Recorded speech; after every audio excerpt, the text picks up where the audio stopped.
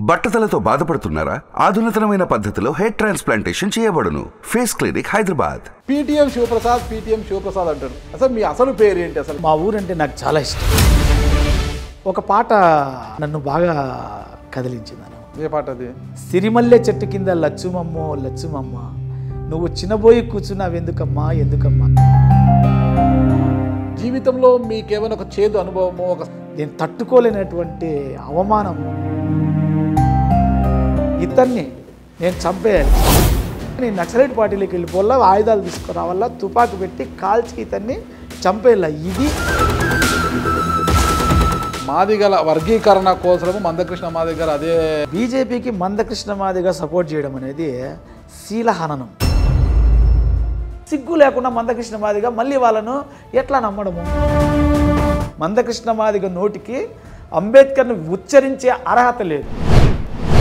మరి మీరు ఏ ఉద్దేశముతో బూర్జువా రాజకీయ పార్టీల వైపు మీరు చూసి ఈరోజు వీసీకే పార్టీ అనే పార్టీలో మీరు జాయిన్ అయ్యారు? వ్యవస్థలో మార్పు తీసుకురావడానికి ఒక రాజకీయ పార్టీ.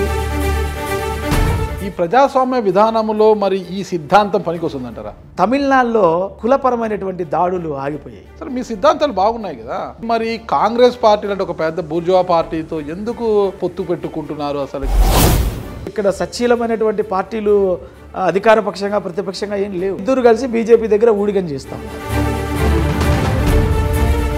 కులం ముసుగు వేసుకొని, కులాన్ని అడ్డు పెట్టుకొని ఆదాయాన్ని సమకూర్చుకోవడం ఇలాంటి దాని మీద ఎవరు కామెంట్ చేసినా కూడా.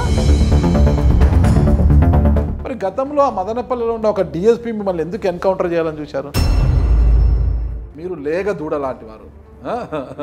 ఇక్కడ రెండు ఎద్దులు, బలమైన ఎద్దులు వచ్చి పోరాటం చేస్తుంటే ఒక లేగ దూడ లాంటి మీరు మధ్యలో దూరాలని చూస్తున్నారు.